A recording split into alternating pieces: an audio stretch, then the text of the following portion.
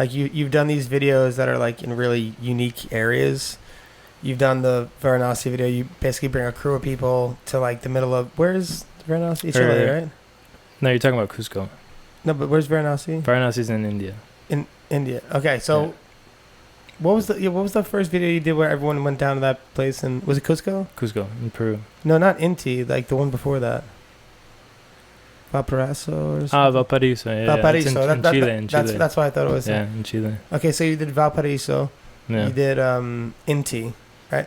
So these different videos where you basically go to like these places that pretty much like there's been like no media coverage of people skating there at least, and likely not people having ever had skate these spots. Like, what's the motivation and idea behind like a lot of these? Because you made a lot of unique videos doing that, and you've brought a lot of people from all different parts of the world into these kind of small corners that no one knows about. I mean, I guess my main motivation for that is that I just like to travel, for one. And especially traveling to these places that aren't like, I mean, I guess they are destinations, but not like that, It's like we're not going there like, yeah, Machu Picchu, like, we're gonna climb it. We're like, we were like in the parts of Cusco where like, they've never seen like a tourist. We were like climbing like that's what it looked deep like. into these hoods that were like, but it's like it has such a different feeling when you're in a place and tourism hasn't already tainted it in a way. It's more pure. It's like, yeah, you can go to the main square and like you have all this like tourist bullshit, and then you go deeper and deeper and deeper into it and like really read into it, and you experience like this real like virgin like humanity that exists. And then they see rollerblading, they're like, what is this thing? A place like that in Cusco too, especially. It's like this crazy wonder that exists, and they're just like, not only do they not know like skating, but they don't know like this form of skating. And then to portray that for them, for you, and then also like for our like community or whatever, I think that like that has something that has like, it's like more substantial, other than just like more going profound. to the local like skate park or whatever. Yeah. It'd be cool to go on one of those trips and like not like the last day, like leave your skates behind with a local to see like what happens, like kind of plant the seed that way. Yeah. Be like, oh, my used skates, I'll just go back to get home and get new ones, and then just leave your skates there with like a kid who's like watching you at a park or whatever. I don't know how it is out there, but just to like plant some sort of seed in there, and who knows, they could be the kids in India skating around on the doing dance moves or whatever, but just for them to have it there, something different for them, Yeah. Opens up their eyes, something completely new. In Peru, there was one rollerblader, but we didn't get to meet him, but we were talking beforehand. But we had met one skateboarder in the entire time that we were there, that he followed us around, and he was like super stoked. He was like, man, like I want skates. I don't think anyone left skates with him, but What do you mean he followed you around? He like saw you guys at one spot and just like tagged along? He was skating with us. That's pretty cool. And then like he was getting hyped, He's like, yo, like let me do this set. We're like, yeah, dude, like go for it.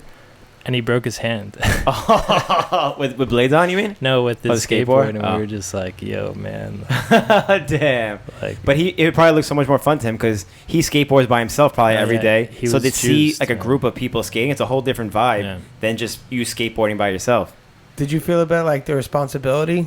Yeah, because it's like, we came, we were like, oh yeah, we're doing all this stuff. And he was just like so hyped. He just stoned and up we were the all juice. like, juicing him up too. Like, yeah, go for it, man, go for it. And he's like, he's just flying on the juice, and then just bah. Oh man, he'd just jump in, like trying to do this gap, and like his front wheels like stuck in this crack, and he just like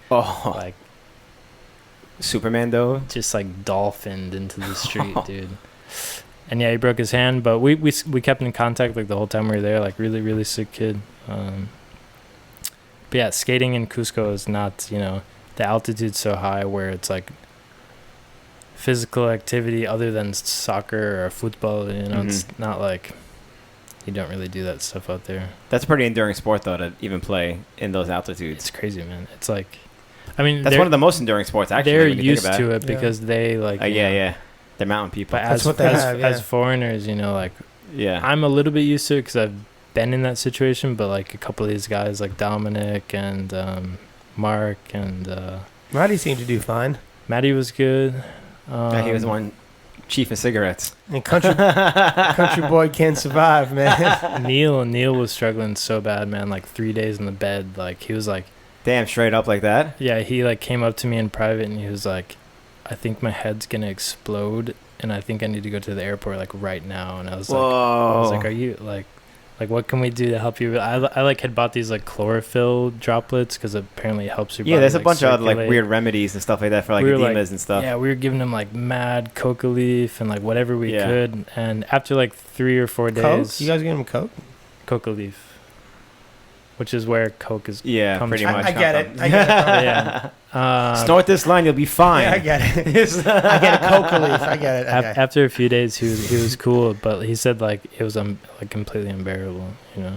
That's such a weird, because I can't even picture what that feeling is like. I never had like altitudes, even like. I have a problem with altitudes too. Yeah, and like Colorado and stuff. Colorado, I went to the I never had it in Canadian Colorado. Rockies, and like I was up there, and I was like throwing up, and see, I never had that. Yeah, I'm not good at altitude. Well, how high is Colorado? I mean, Cusco's like 3 times Colorado. Yeah, so it's crazy. But Colorado's only a mile up. Like Yeah. Denver is only a mile up. Yeah. But even in Denver. Yeah, every time I go like the Colorado road trip, there's always like crazy high altitudes, and I always hear stories of people getting sick, obviously who aren't from there, or aren't used to the trip or the road trip, and I just never had that experience yet. I'm sure something like Cusco is fucking insane. You said 3 times. Yeah, it's like I think 3,000 or 4,000 meters, 3,500 meters. So it's like what, like more than 10,000 feet. 9,000 feet. Yeah. Yeah, more than 10,000 feet. More than 10,000. Sure. Yeah.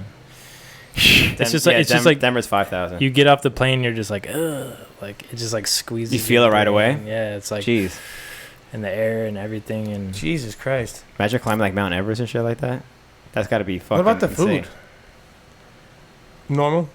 The food like, in Peru. I mean, I'm not big on Peruvian food because I'm vegan, right. So. No, but I mean, like when you get to those altitudes, like, do they have like, is the farming like different? Is it all? You have everything still there? Yeah, they can still grow everything. I mean, it's lots of like rice and quinoa grains, potatoes, lots of potatoes. So there's a lot of stuff you'd eat there. Yeah, but it's just like the whole like vegan culture hasn't really hit that place. Mm-hmm. Well, what are they? Vegetarian culture. Oh, there's a lot of. Well, not in Cusco. There's probably not a lot of fish. Chicken.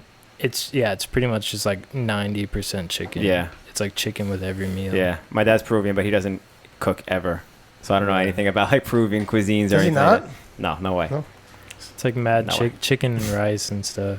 Yeah, I love lots of potatoes. Sounds perfect for. They're like the Irish. Perfect for me. I love potatoes. The Irish boy, like the potatoes are back. The potatoes. So you made a video in Chile too? Yeah, like was it like 2 years before or something? Mm-hmm. And it was also like in the middle of nowhere type shit. It wasn't in the middle of nowhere. It's like this small, and it's not even really that small anymore. It's this beach town, like this like hip, like artist, like punk beach town, like outside of Santiago. Mm-hmm. The Williamsburg of. Yeah, pretty much, but like a way more dangerous one. Okay. Like it's like South American edition. It's like really messed up over there. And yeah, me and Seba and Jonah, and I think that was it. We had moved into our friend's place, our friend Gato from Chile. Mm-hmm. Maybe you guys have seen him. Gato? Around. Yeah, Cat. Gato, yeah. I know Cat. Yeah, of course, Cat. Gato, Matias Veras. He's from Santiago, Chile. Yeah, that's the homie. It's like dreadlock, like crazy dude skating, like bombing down hills and stuff. Like really rad dude. I went to Montanita with him. Oh, yeah? Mm-hmm. Nice. In Ecuador, yeah. Yeah, him and his brother. He's a radical dude, man. Yeah, I think he's got his brother lives up in Arica. His brother skateboards, though, I think. Like, I don't know. Yeah. Yeah, it's like, I guess they had like a place in Valpo that wasn't really being used, kind of just on the weekends, and we, typical gypsies were like, hey, let us live there for free. So we were just like living there for free, like paying for the utilities or whatever, because I mean, yeah, just a tiny little house on a hill, and we lived there for like 6 months or something, working on this project like over and over and over. And yeah, I think it was released under Haitian, but it wasn't really like, it wasn't my film. It was like I'd filmed some of it. Oh, okay. And helped edit a little bit of it. It was like with Superhelds, right? Yeah, it was just Superhelds, yeah. It was mainly like Seba's project. I he wanted it to be like his like baby, I think. So, yeah. I mean, that was like 2 years before, 3 years before. Yeah, it's For what, Inti? it seemed like 4 years ago, something like that. It's a while ago. I always thought it'd be It's cool, what I like along the lines of filming in like places where you don't usually see skating, whatever. Like I remember when I went to Iceland, I'm like, I want to bring my skates and just get a photo of some crazy landscape, and like you wouldn't expect to see skating. Mhm. Yeah. That reminds me of like something along those lines of I would love to go to Iceland and try to film skating. It'd be such a different challenge Totally. compared to anything else you've ever Yeah, seen. yeah. It'd be a way different landscape than anything skating's like seen. I don't even know Yeah. if there is a scene out there or like skate parks, whatever. But it would be such a different vibe altogether to Yeah. see some Yeah, yeah. skating out there. I think it's important for like some people within every industry to like push these like random, Yeah. not even random, like these different like barriers Mm. that exist, like push these different facets of like how far can we push the skating in that aspect of like the aesthetics and like the locations and the cultures of like Mhm. different places, because you have like, I mean, skating's broken into so many different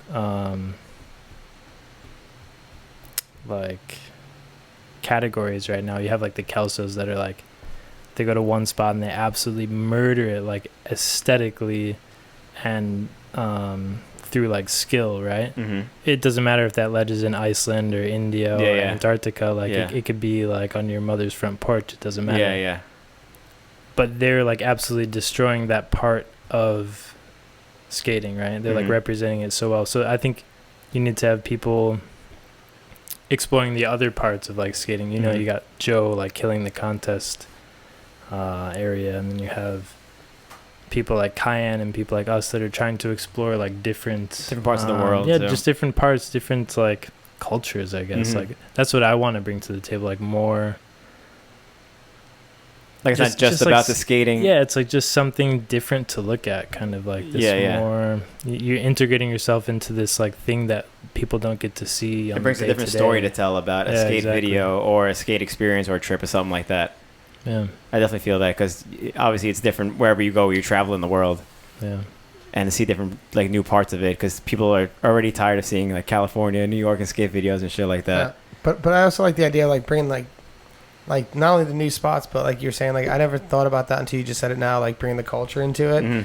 and like exposing like, yeah, because I think a lot of the people, like at least me and generation we came up in, like a lot of the, what you saw in like the videos was, yeah, it was New York, it was California, it was like Yeah. or the European circuit Mhm. or whatever. So like Mhm. that whole void of like area that's completely neglected from everything we grew up watching skating. We didn't like see South America. We didn't see Yeah, yeah. definitely not, you know, those other parts of the world that I think you haven't been skating in, but like, you know, those other far like Indian, you know, and things like that. But